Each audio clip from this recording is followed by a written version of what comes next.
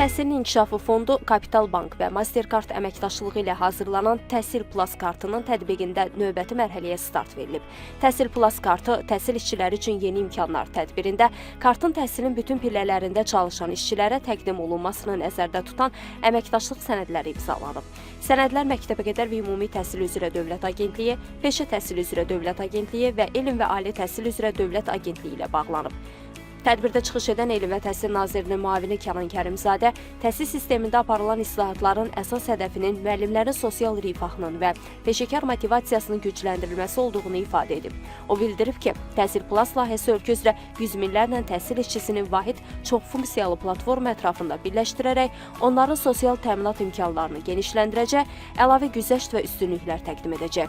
Layihədə məqsəd ondan ibarətdir ki, vahid bir əmək haqqı kartı formasında biz bunu 450 minə qədər həm müəllimimizə, təhsil verənlərimizə və təhsil idarəçilərimizə çatdıraq. Bu kartın üstünlükləri ondan ibarətdir ki, həm bank kartıdır, əmək haqqı kartıdır, həm belə deyək, giriş-çıxış kartıdır. Eyni zamanda Mastercard və Kapital Bank tərəfindən bir bank platforması üzərindən bir çox endirimlərin, bir çox keşbəklərin verilməsi planlaşdırılır. Xüsusilə qeyd etmək istərdim ki, nəqliyyat xərcləri istiqamətində Bakı kartla Kapital Bank bir bank əpi üzərindən 10%lik bir endirim edilməsi gözlənilir, planımız var. Bravo üzrə QR kodla səhv etmirəmsə 3%lik bir endirim olacaqdır.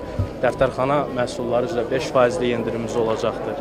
Yaxşı xəbər ondan ibarətdir ki, bu şəbəkəni biz yaxın müddətdə böyütməyə çalışacağıq. Yəni burada təkcə indiki mümkün imkanları yox, həm məhsulların əhatəsini artırmaq, həm daha çox şirkətləri, ictimai yaşayış obyektlərini bura qoşmaq imkanlarımız var. Çıxışlarda bildirilib ki, Təhsil Plus kartı müəllim və təhsil işçilərinin sosial rifahının artırılmasına, onlara vahid çoxfunksiyalı platform üzərindən güzəşt, bonus və əlavə üstünlüklərin təqdim olunmasına xidmət edir. Tədbirin sonunda 2022-2025-ci illərdə sertifikatlaşdırma imtahanlarında maksimum nəticə göstərən 10 müəllimə ilk Təhsil Plus kartları təqdim olunub. Əslində baxsaz, bizim ən böyük üstünlüklərimiz burada, xüsusilə məsələn Bakı şəhərində Bakı kart sistemində tətbiq olunan 10%lik endirimdən ibarətdir. Amma biz bu endirimlər şəbəkəsini genişləndirməyə davam edəcəyik və bizim əgər əvvəlki layihələrə baxsaz, məsələn Tələbə Plus layihəmiz var. Həmin Tələbə Plus layihəsində bizim bugün üçün 400-dən çox partnyorumuz iştirak edir. Yəni 400-dən çox